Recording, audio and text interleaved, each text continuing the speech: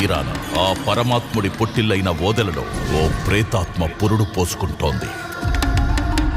ఇక ఆవిరైన ప్రతి రక్తపు బొట్టును కూడగట్టుకుంటూ అవకాశం కోసం నిరీక్షిస్తోంది.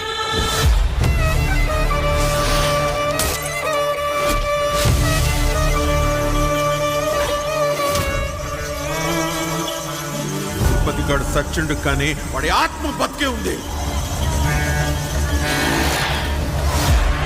దయ్యాల పేర్లు చెప్పి నమ్మించాలని చూస్తున్నావా?